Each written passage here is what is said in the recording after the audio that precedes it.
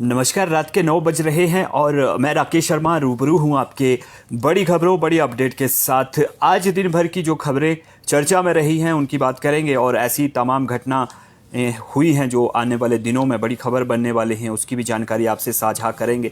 Bulletin की शुरुआत जो है वो हेडलाइन के साथ करते हैं और हेडलाइन सबसे बड़े आज दिन की जो है वो कांग्रेस की बैठक को लेकर के है। कांग्रेस की एक अहम महत्वपूर्ण जो बैठक है वो दिल्ली में चल रही है। अभी भी ये बैठक जारी है। 5:30 बजे बैठक शुरू हुई है और इस बैठक में कांग्रेस की टिकटें फाइनल हो रही हैं। और अभी तक कितनी टिकटें फाइनल हो चुकी हैं, क्या अभी तक का शेड्यूल है, किस नेता की टिकट कटने वाली है और कौन ऐसे नेता हैं जिन्हें इस बार उम्मीद जो है वो बंधने वाली है, इसकी बात करेंगे। इसके साथ ही भाजपा की भी बात करेंगे क्योंकि भाजपा की भी टिकटें कब फाइनल होंगी ये बड़ा संशय बना हुआ है। लगातार भाजपा की जो बैठकें हैं वो तय हो रही हैं, कैंसिल हो रही हैं। आज भी कोर कमेटी की बैठक तय की गई थी लेकिन इसके बाद इसे कैंसिल कर दिया गया और अब चुनाव समिति की बैठक सीधे तौर पे आयोजित होनी है और उस बैठक में टिकटें तय कर दी जाएंगी। भाजपा और कांग्रेस दोनों ही राजनीतिक दलों में इस समय बड़ा घमासान इस बात को लेकर के चल रहा है कि टिकटें किस तरह से तय हों, क्योंकि चुनाव आयोग ने जो तारीखें तय की हैं उसमें 17 अक्टूबर से नामांकन की तारीख शुरू हो जाएगी। नामांकन दाखिल करने का दौर जो है वो शुरू हो जाएगा और इस दौर को देखते हुए अभी तक कोई भी टिकट जो राजनीतिक दल हैं साफ तौर पे टिकटें तय नहीं कर पाए हैं। कांग्रेस का मंथन जरूर चल रहा है, उसमें टिकटें तय भी हो रही हैं, नामों पे चर्चा की जा रही है, लेकिन भाजपा को लेकर के अभी कोई बड़ा अपडेट सामने नहीं आया है। भाजपा की आज कोर ग्रुप की बैठक जरूर तय की गई थी, उसे फिलहाल रद्द कर दिया गया है। आगे का घटनाक्रम क्या रहेगा उसकी चर्चा करेंगे। आउटसोर्स की बड़ी भर्ती चुनाव आचार संहिता से ठीक पहले हुई है। ये कौन से विभाग में भर्ती हुई है, कितने लोगों को भर्ती किया गया है और किस तरह से ये भर्ती प्रक्रिया आयोजित हुई है, इसकी भी चर्चा करेंगे। इसके साथ ही आउटसोर्स कर्मचारी क्यों नाराज है, क्योंकि सरकार ने तमाम बैठकें उनके लिए बुलाई थी और घोषणाएं भी इस दौरान की गई, लेकिन अभी भी जो आउटसोर्स कर्मचारी हैं वो सीधे तौर पे खुश नज़र नहीं आ रहे हैं। उनकी मनोदशा जो है वो आज साफ हुई है, इसकी चर्चा करेंगे। इसके साथ ही मौसम की भी बात आपके साथ साझा करेंगे क्योंकि मौसम जो है वो अब साफ रहेगा आगामी दिनों में। चुनावी मौसम प्रदेश में बनने वाला है और ये मौसम किसी भी तरह की बाधा चुनाव प्रचार में नहीं डालेगा क्योंकि मौसम का मिजाज जो है वो साफ रहने वाला है। मौसम विभाग की तरफ से जो आगे की बातें कही गई हैं, जो भविष्य के बारे में बताया जा रहा है मौसम के बारे में, वो बिल्कुल साफ रहेगा। मौसम में किसी भी तरह की खलल जो है वो राजनीतिक घटनाक्रम में प्रदेश के जो आने वाले दिनों में होना है उसमें कोई खलल पड़ती हुई फिलहाल नज़र नहीं आ रही है। और मौसम तापमान की बात करें तो तापमान जरूर हिमाचल में अब लुढ़क रहा है, ठंडा माहौल यहाँ बनता हुआ नज़र आ रहा है और आज का न्यूनतम तापमान जो है वो 1.1 डिग्री सेल्सियस रिकॉर्ड किया गया है। और मनाली की अगर बात करें तो यहाँ 6.4 डिग्री सेल्सियस तापमान रहा है, भुंतर में 9 डिग्री सेल्सियस रहा है, धर्मशाला में 14.2 डिग्री सेल्सियस तापमान आज रहा है। ऊना का तापमान बहुत तेज़ी से गिरा है, यहाँ 14.7 डिग्री सेल्सियस पे तापमान अभी बना हुआ है।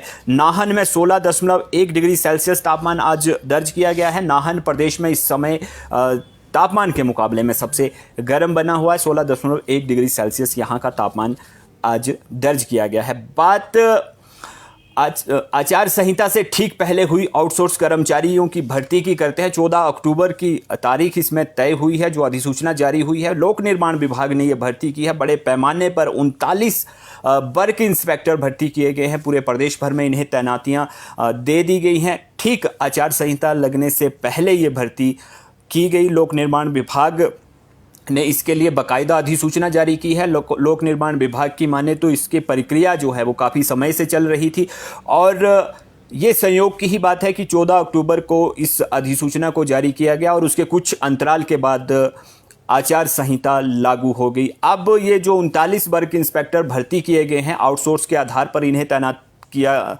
जाना है और इसके लिए आदेश जो हैं वो पूरे प्रदेश भर में जारी कर दिए गए हैं। प्रदेश के तमाम जो विभाग, जो लोक निर्माण विभाग के अधिकारी हैं, उन्हें ये आदेश दे दिए गए हैं कि इस भर्ती प्रक्रिया को वे आगे बढ़ाएं। तो 39 कुल ये वर्क इंस्पेक्टर हैं जिन्हें भर्ती किया गया आचार संहिता लगने से ठीक पहले, और ये भर्ती प्रक्रिया पूरी कर ली गई है। अधिसूचना भी इस संदर्भ में जो है वो लोक निर्माण विभाग की तरफ से जारी कर दी गई है। आउटसोर्स कर्मचारियों ने बड़ी बात आज कही है। आउटसोर्स कर्मचारियों का कहना है कि जो वादे उनसे किए गए थे, यानी 2017 में भी ठीक इसी तरह के वादे सरकार ने किए थे, जो उस समय की सरकार थी, और जो अभी जो वादे उनसे किए गए वो भी उसी तरह के रहे और उन वादों को पूरा नहीं किया जा सका है। राज्य बिजली बोर्ड कर्मचारी यूनियन की तरफ से ये बड़ी बात कही गई है। इनका कहना है कि आउटसोर्स कर्मचारियों के साथ बड़ा मजाक इस बार सरकार ने किया है और आउटसोर्स कर्मचारी स्थायी नीति की मांग कर रहे थे, भविष्य को सुरक्षित रखना चाहते थे और विभागों में समायोजन करना चाह रहे थे। जिन विभागों में अभी तक ड्यूटियां दे रहे हैं उन्हीं चाह रहे थे कि उन्हीं विभागों में इन्हें तैनात कर दिया जाए।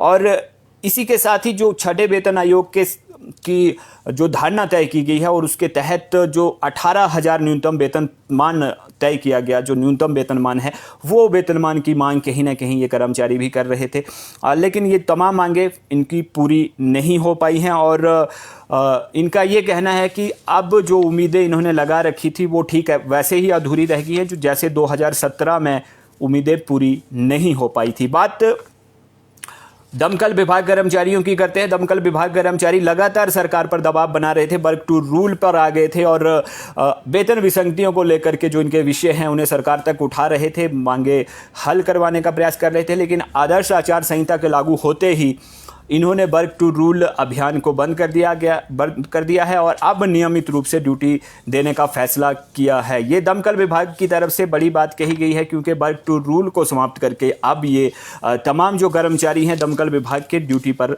लौट आए हैं, नियमित रूप से ड्यूटी करेंगे, 24 घंटे ड्यूटी करेंगे। वर्क टू रूल के तहत इन्होंने अपनी ड्यूटी का जो तय दायरा है उसे सीमित कर दिया था। बात आबकारी विभाग की करते हैं क्योंकि आदर्श आचार संहिता लागू हो चुकी है और इसके तहत आबकारी विभाग भी सक्रिय हो गया है। अब मैरिज पैलेस या लंगर हॉल बुक होते हैं तो उसकी जांच की जाएगी और ये मैरिज पैलेस या लंगर हॉल किस तरह से बुक किए गए हैं, किसके नाम पे बुक किए हैं, राजनीतिक दल ने इसे बुक किया है या किसी सामान्य तौर पर इन्हें बुक किया गया है। यानी अब आबकारी एवं कराधान विभाग की एक टीम ग्रामीण इलाकों में मैरिज और लंगर हॉल का भी मुआयना करेगी और इनकी बुकिंग का हिसाब जांचेगी। इसके साथ ही मतदान से ठीक 48 घंटे पहले जो पड़ोसी राज्यों के सीमावर्ती क्षेत्रों में शराब के ठेके हैं उन्हें बंद कर दिया जाएगा। ये आदेश भी आज आबकारी एवं कराधान विभाग की तरफ से दिए गए हैं। इसके साथ ही जो पड़ोसी राज्यों से सप्लाई आ रही है, खास तौर पे सस्ते मोबाइल फ़ोन की जो सप्लाई राज्यों में दाखिल हो रही है उस पर निगरानी की जाएगी क्योंकि संभावना ये बनी हुई है कि चुनाव को प्रभावित करने के लिए सस्ते मोबाइल फ़ोन बांटे जा सकते हैं, मतदाताओं को दिए जा सकते हैं और इसी की निगरानी जो है अब आबकारी एवं कराधान विभाग करेगा। ये इनपुट जो है वो पड़ोसी राज्य, हाल ही में पंजाब में जो चुनाव हुए हैं वहाँ से ये इनपुट मिला है और इस इनपुट के आधार पर ही यह रणनीति जो है हिमाचल में बनाई गई है। इसके साथ ही इलेक्ट्रॉनिक्स आइटम जो हैं वो पंजाब से हिमाचल में दाखिल होती हैं या फिर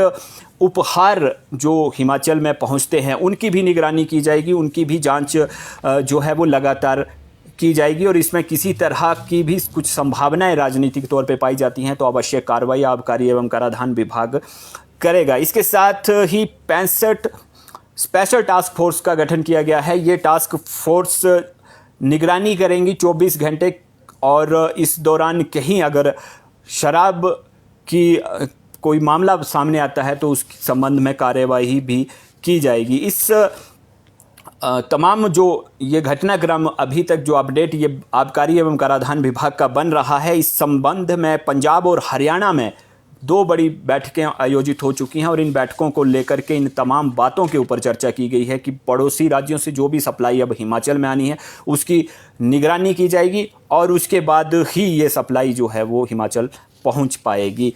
बात भाजपा से शुरू करते हैं क्योंकि भाजपा कि टिकटें कब तय होंगी, ये एक बड़ा सवाल, बड़ा संशय अभी तक बना हुआ है भाजपा की टिकटों को लेकर के जो सवाल हैं। क्योंकि आज कोर कमेटी की एक बैठक आयोजित होनी थी भाजपा की, और इस कोर कमेटी की बैठक से काफ़ी हद तक ये संभावनाएं जताई जा रही थी कि बहुत से नाम जो सर्वे में टॉप पे आए हुए हैं, भाजपा के टॉप पे इस समय चल रहे हैं, भाजपा के नाम हैं जिनकी नाम पे टिकटें तय होनी है, उनका फैसला जो है एक सरसरी सी जो सूची है उसे तैयार कर लिया जाएगा। लेकिन ये बैठक ऐन मौके पर टाल दी गई है, रद्द कर दी गई है। ये बैठक आयोजित आज नहीं हो पाई है। गृह मंत्री अमित शाह की अध्यक्षता में ये बैठक आयोजित होनी थी। सिरमौर में ये पूरी प्लानिंग बनाई गई थी कि सिरमौर में ही कोर कमेटी की बैठक को आयोजित किया जाएगा। इसमें तमाम उन नामों के ऊपर चर्चा की जाएगी जो उम्मीदवार हो सकते हैं भाजपा की तरफ से और सर्वे में अभी तक सबसे आगे चल रहे हैं।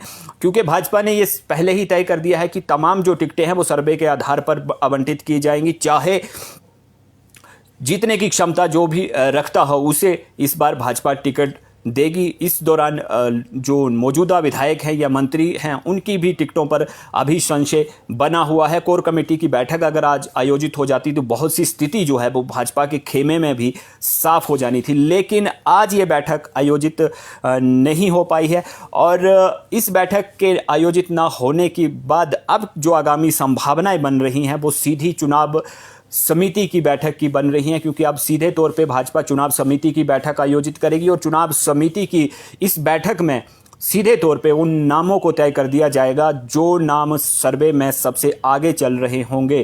क्योंकि 17 अक्टूबर से नामांकन की तारीख तय कर दी गई है, 25 अक्टूबर को नामांकन का आखिरी दिन है और इस दौरान जो प्रचार के लिए समय मिलेगा, हिमाचल में बहुत से ऐसे विधानसभा क्षेत्र हैं जहां पैदल जा कर के प्रचार करना पड़ेगा और बहुत ही कम समय प्रचार के में रह जाएगा। और इसे देखते हुए ये भाजपा अब तमाम आगामी रणनीति तैयार कर रही है और जल्द ही ये संभावना जताई जा रही है कि चुनाव समिति की जो बैठक है वो आयोजित हो जाए और इसमें भाजपा की टिकटें जो हैं वो तय हो जाएं। ये 1-2 दिनों की ये संभावना फिलहाल भाजपा की तरफ से बनी हुई है। और इस संबंध में शहरी विकास मंत्री सुरेश भारद्वाज ने भी बड़ी बात कही है। उन्होंने कहा कि सर्वे के आधार पर भाजपा टिकटें तय करेगी। कोर समिति की बैठक भले ही रद्द हो गई हो, लेकिन आगामी दिनों में जो बैठकें हैं वो लगातार होंगी और चुनाव समिति ये फैसला करेगी कि किस जो उम्मीदवार है, किसे उम्मीदवार बनाया जाना है, सर्वे के आधार पर कौन से नेता इस समय टिकट के हकदार होंगे।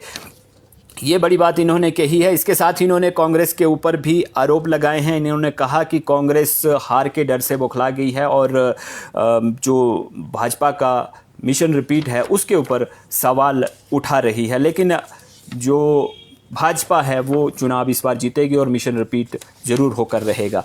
बात कांग्रेस की करते हैं, क्योंकि कांग्रेस के ऊपर आज दिन भर सबकी नज़रें लगी हुई थी। दिल्ली में ये बैठक आयोजित होने वाली थी। हालांकि इस बैठक में सोनिया गांधी वर्चुअल माध्यम से जुड़ी हैं और बाकी तमाम जो नेता हैं वो दिल्ली में मौजूद हैं। और लगातार जो सीटें फंसी हुई थी कांग्रेस की, 22 सीटों से ये बात शुरू हुई थी, 22 सीटों पे बैठक शुरू हुई थी। उसके बाद जिस तरह से बैठक आगे बढ़ती गई, सीटों की जो संख्या है वो भी बैठक के साथ ही बढ़ती रही। और जो अभी तक की बैठक हुई उसमें 28 सीटें ऐसी थी जिन पे चर्चा, एक सीट पे चर्चा हो रही है और 28 सीटें हैं जिन पे अब ये चर्चा लगातार जारी है। इसमें एक जो नया नाम है वो किन्नौर का जुड़ गया है, क्योंकि किन्नौर में मौजूदा विधायक कांग्रेस के हैं और पूर्व में कांग्रेस ने ये तय कर दिया था कि जो मौजूदा विधायक हैं उनकी टिकटें बरकरार रखी जाएंगी। और ये स्थिति प्रदेश चुनाव समिति से लेकर के केंद्रीय चुनाव समिति तक लगातार जो 2 बार स्क्रीनिंग की बैठकें हो चुकी हैं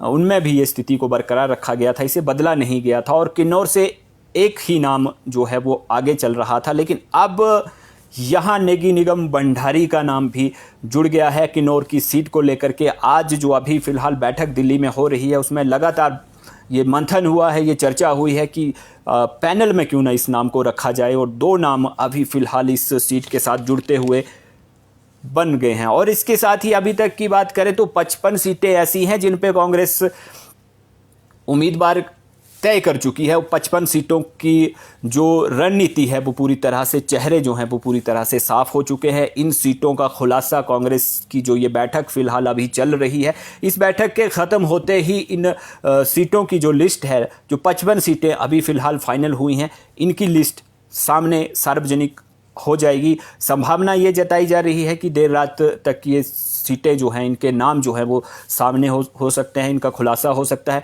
या ये नाम कल भी उजागर हो सकते हैं। कांग्रेस की जो लिस्ट है 55 सीटें खास तौर पे जो हैं वो सामने आ सकती हैं। और इसमें अगर बात आज की करें तो 28 सीटों पर लगातार आज मंथन होता रहा है। सोनिया गांधी वर्चुअली माध्यम से जुड़ी थी, उन्होंने अपना रुख इन तमाम सीटों पे रखा है, किस तरह से ये जो सीटें हैं, किस तरह से चेहरे इन पे तय किए जाने हैं और कौन कौन सी, अगर इन सीटों की बात करें तो कौन सी सीटें फ़िलहाल ऐसी हैं जिन पे ये मंथन हो रहा है। तो शिमला शहरी एक बड़ी सीट है जिस पे मंथन अभी तक जारी है और इस सीट पर सबसे ज़्यादा आवेदक जो है वो थे, भविष्य आजमाना चाहते थे। आवेदन जो हैं वो इस सीट पे सबसे ज़्यादा कांग्रेस कमेटी के पास पहुंचे थे। और एक और बड़ा अपडेट जो अभी का सामने आया है, प्रदेश में करीबन आधा दर्जन सीटें ऐसी हैं जिस पे हाईकमान खुद फैसला करना चाहता है, लेकिन ये संभावना बिल्कुल बन गई है कि अपनी पसंद के उम्मीदवार 6 सीटों पर, कम से कम 6 सीटें ऐसी रहेंगी प्रदेश में जिसमें हाईकमान, सीधे तौर पे कहें तो राष्ट्रीय अध्यक्ष अपनी पसंद के चेहरे जो है वो उतार सकती हैं। ये 6 सीटें फ़िलहाल तय नहीं होंगी और ये आखिर में इनका परिणाम सामने आ सकता है। इनमें बड़े तौर पे यही कुछ सीटें जो हैं जिनका अगर खुलासा करें तो शिमला शहरी, ठियोग, नालागढ़, भरमौर, जोगिंदरनगर, ये तमाम ऐसी सीटें हैं जिनके ऊपर हाईकमान आखिरी क्षणों में फैसला कर सकता है। हाईकमान ने ये सीटें होल्ड की हैं और इन सीटों पर खुद फैसला करने की बात कही है। आज इन सीटों पे बंद कमरे में जो जरूर चर्चा हुई थी, लेकिन चर्चा के बाद इन सीटों को होल्ड कर लिया गया, फैसला नहीं किया गया। ये तमाम सीटें अभी फंसी हुई हैं, इन पे उम्मीदवार का चेहरा तय होना है। तो बात उन सीटों की करें जो फ़िलहाल फंसी हुई है। शिमला शहरी बड़ी सीट है, यहाँ पे बहुत से नाम चर्चा में हैं, बहुत से नेताओं ने आवेदन कर रखा है और इस सीट पे फ़िलहाल फैसला नहीं हुआ है। ठियोग की एक बड़ी सीट है, पूर्व प्रदेश अध्यक्ष यहाँ से आवेदक हैं और इसके साथ ही 3 जो अन्य नाम हैं, दीपक राठौर हैं, इंदु वर्मा हैं, इनका नाम भी साथ में चला हुआ है। इस सीट पे भी केंद्र की नज़र कहीं ना कहीं, हाईकमान की नज़र कहें तो कहीं ना कहीं बनी हुई है और हाईकमान की पसंद का जो चेहरा है वो इस सीट पे तय हो सकता है। अभी तक ठियोग की सीट का फैसला होना है।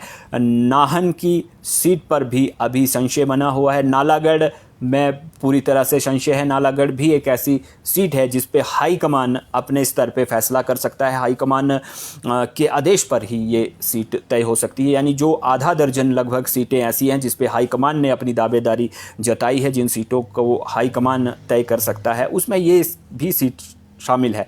इसके साथ ही झंडूता की सीट है। मंडी सदर का मामला अभी तक फंसा हुआ है और मंडी सदर से ही दरंग का मामला भी फंसा हुआ है, क्योंकि मंडी सदर और दरंग दोनों सीटें आपस में जुड़ गई हैं। दरंग से कौल सिंह ठाकुर हैं और मंडी सदर से चंपा ठाकुर लाइन में है, आवेदन में है। और इन सीटों का फैसला, क्योंकि परिवारवाद को लेकर के कांग्रेस में जरूर घमासान मचा हुआ है, एक परिवार एक सीट, इस तरह की बातें जो हैं वो बैठक में उठ रही हैं। तो अब जो अंतिम क्षणों में फैसला होना है वो इन सीटों पर होगा और जो नाम तय होने हैं उनकी संभावना क्या रहती है, ये बड़ी बात रहेगी। इसके साथ ही भोरंज, कुटलैहड़, बंजार, धर्मशाला की भी सीट का फैसला आ जाने की संभावना है। धर्मशाला को लेकर के भी मंथन लगातार जारी है। जयसिंहपुर, इंदौरा, नूरपुर, देहरा, बैजनाथ, शाहपुर, भरमौर की सीट भी, यहाँ पूर्व मंत्री ठाकुर सिंह भरमौरी की सीट फंसी हुई है और सुरजीत भरमौरी युवा नेता हैं, लगातार टक्कर दे रहे हैं और कतार में लगातार बने हुए हैं। स्क्रीनिंग कमेटी से लेकर के केंद्रीय चुनाव समिति तक इस सीट का जो घमासान है, क्योंकि शुरुआत में ये माना जा रहा था कि ठाकुर सिंह भरमौरी पूर्व मंत्री हैं, बड़ा नाम है, सीधे तौर पे टिकट जो है वो उनके खाते में जाएगी, लेकिन सुरजीत भरमौरी ने कहीं ना कहीं इस सीट को फंसा कर रखा हुआ है। आखिरी क्षण तक पूर्व मंत्री की जो धड़कनें हैं वो उन्होंने बढ़ा करके रखी हुई है। चुराह का भी मामला अभी तक पूरी तरह से साफ नहीं हो पाया है, चंबा जिला का ये क्षेत्र है, और इसके साथ ही सराज का भी पेंच अभी तक फंसा हुआ है। मनाली, हमीरपुर सदर, ये तमाम ऐसी सीटें हैं जिनके ऊपर आज मंथन हुआ है बंद कमरे में। और इसके साथ ही किन्नौर की जो बात मैंने आपसे की है, किन्नौर की सीट भी पर भी आज चर्चा हुई है। इसमें सिंगल नाम चल रहा था, लेकिन अब 2 नाम आए हैं, तो इन दोनों नामों को लेकर के आज जरूर चर्चा हुई। जोगिंदरनगर, नाचन, पछाद, करसोग, आनी, सरकाघाट, ये तमाम ऐसी सीटें हैं जिनके ऊपर अभी फिलहाल कांग्रेस मंथन कर रही है। 55 सीटें जो हैं वो इनमें से फाइनल होने की पूरी संभावना है, और इन सीटों का पे जो नाम है वो आज तय हो जाएंगे, और इन नामों का ऐलान कांग्रेस हाईकमान कभी भी कर सकती है। अभी फिलहाल जो सीटें तय हो चुकी हैं, जिन पे नाम का फैसला हो गया है, उनकी बात करें तो जुब्बल कोटखाई से रोहित ठाकुर, इनकी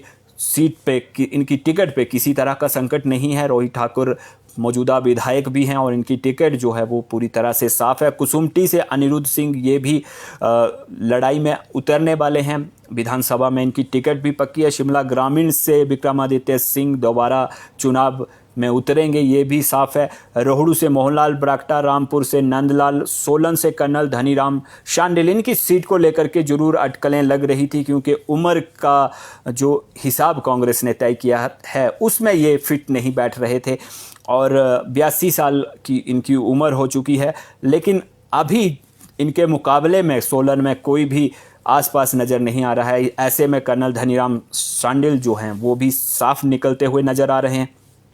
अर्की से संजय अवस्थी, दून से राम कुमार चौधरी, कसौली से विनोद सुल्तानपुरी, भटियात चंबा जिला से कुलदीप सिंह पठानिया, चंबा सदर से नीरज नैया, डलहौजी से आशा कुमारी, नगरोटा वगवा से RS बाली, पालमपुर से आशीष बुटेल, फतेहपुर से भवानी पठानिया, कुल्लू से सुंदर सिंह ठाकुर, सुजानपुर से राजेंद्र राणा, बड़सर से इंद्रदत्त लखनपाल, नदौन से सुखविंदर सिंह सुखू, हरोली से मुकेश अग्निहोत्री, ऊना से सतपाल रायजादा, श्री नैना देवी जी से रामलाल ठाकुर, श्री रेणुका जी से विनय कुमार, शिलाई से हर्षवर्धन चौहान, ज्वाली से चंद्र कुमार, ये ऐसे नाम हैं जिन पे कांग्रेस पूरी तरह से सहमति जता चुकी है, और इनका जो फैसला है, इनकी जो घोषणा है, इनके साथ जो अन्य नाम जुड़ने हैं उनके साथ ये ऐलान किसी भी समय हो सकता है। कांग्रेस की 55 सीटें इस समय पूरी तरह से साफ हैं, और इन सीटों का ऐलान कांग्रेस की तरफ से जैसे ही बैठक ख़त्म होगी उसके तुरंत बाद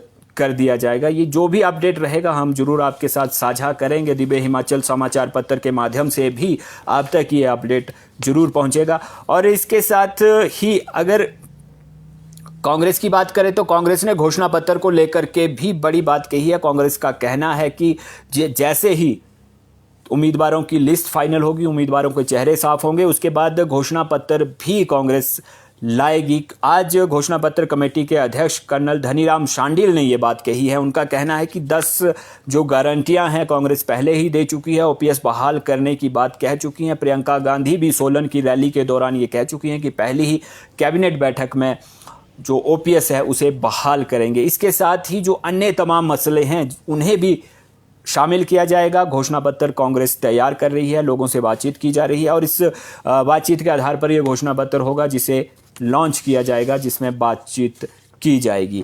और इसके साथ ही कांग्रेस ने एक और बात कही है। कांग्रेस प्रदेशाध्यक्ष प्रतिभा सिंह की तरफ से ये बात कही गई है। इनका कहना है कि जो 3 सालों से अधिकारी एक ही सीट पर जमे हुए हैं, एक ही सीट पर कार्यरत हैं, उन्हें बदला जाना चाहिए।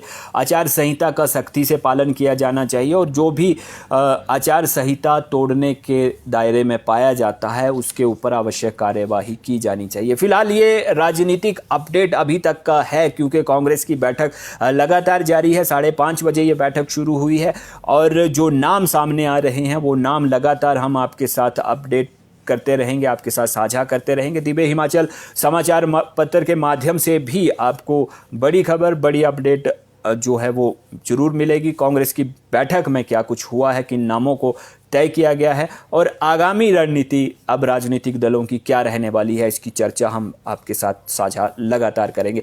आप सभी हमारे साथ जुड़े, आप सभी का धन्यवाद। जय हिंद।